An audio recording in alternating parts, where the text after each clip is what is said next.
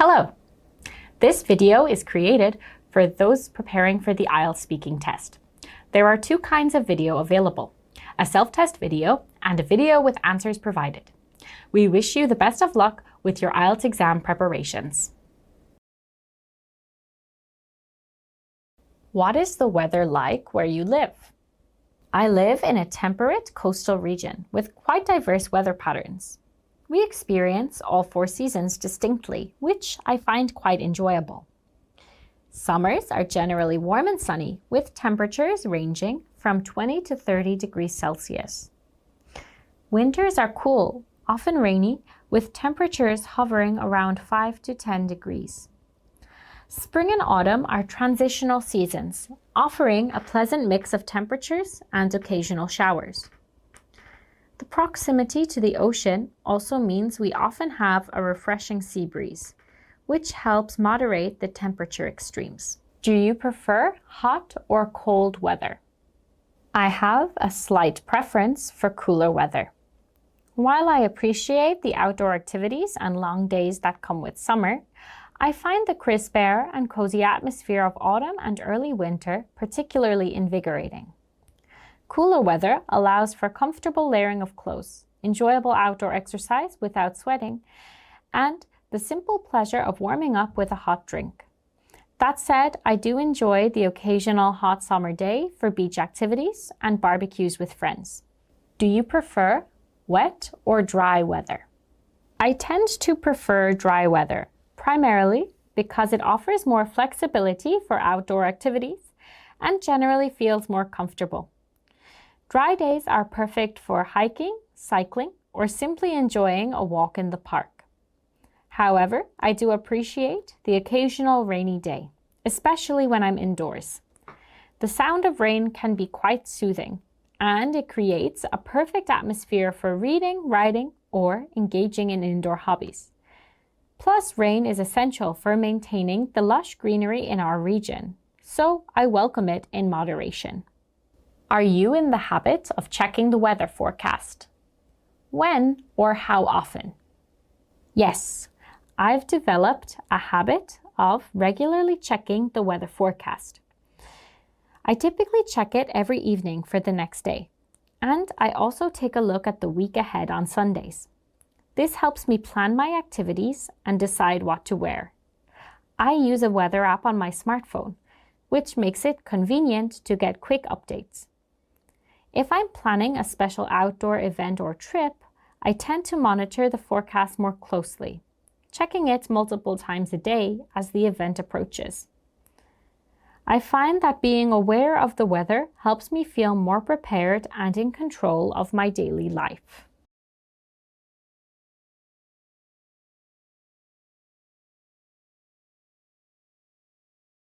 I'd like to talk about Japan, a country whose culture has long fascinated me and about which I'm eager to learn more. Japan is an island nation located in East Asia, situated on the Pacific Ocean to the east of China and Korea. It's known for its unique blend of ancient traditions and cutting-edge technology, which creates a culture that seems both familiar and exotic to many Westerners. My interest in Japan was initially sparked by its popular cultural exports, anime, manga, and video games, which I encountered in my teenage years. As I delved deeper, I became intrigued by the country's rich history, unique aesthetic sensibilities, and complex social norms. There are several reasons why I want to know more about Japan. Firstly, I'm fascinated by the country's ability to maintain strong cultural traditions, while also being at the forefront of technological innovation. The juxtaposition of ancient temples next to futuristic skyscrapers in cities like Tokyo is something I find incredibly intriguing. Secondly, Japanese concepts like wabi-sabi, the appreciation of imperfection, and ikigai, finding purpose in life, offer alternative perspectives on life and beauty that I believe could enrich my own worldview. I'm curious to understand how these philosophies shape everyday life in Japan. Additionally, Japan's approach to craftsmanship and detail evident in everything from its cuisine to its traditional arts, is something I deeply admire and wish to explore further.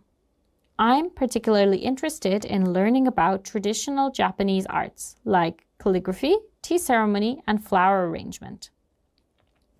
Lastly, Japan's unique social structures and etiquette intrigue me.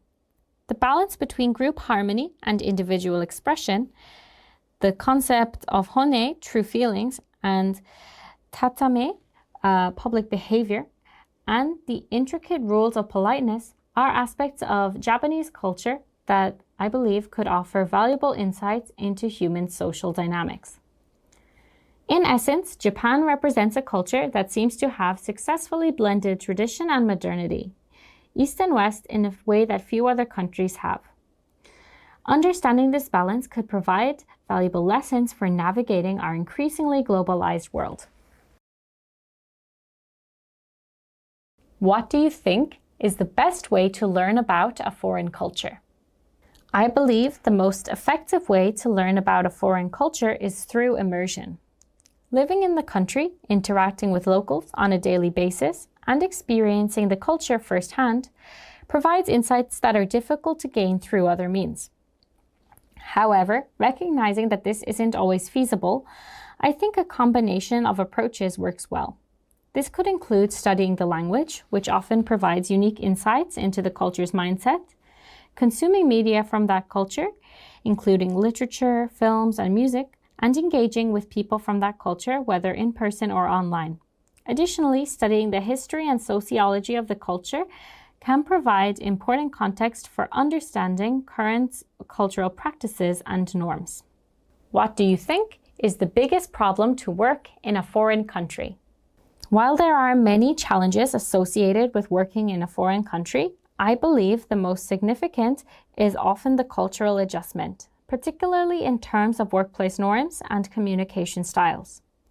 Different cultures have varying expectations regarding hierarchy, decision-making processes, work-life balance, and even the way feedback is given and received.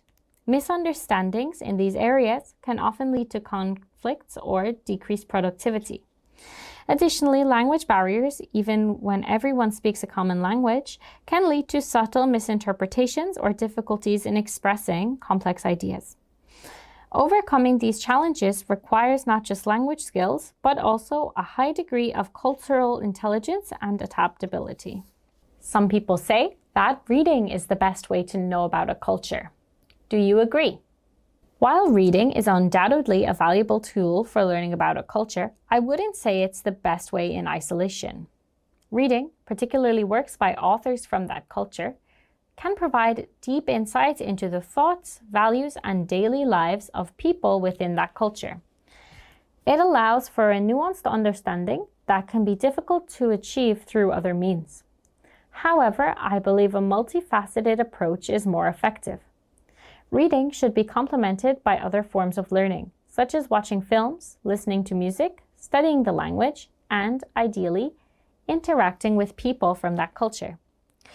Each of these methods offers a different perspective and helps to create a more comprehensive understanding. Moreover, cultures are living, evolving entities, and while books can provide historical context and depth, they may not always reflect most current aspects of a culture. Therefore, while reading is crucial, it should be part of a broader strategy for cultural learning.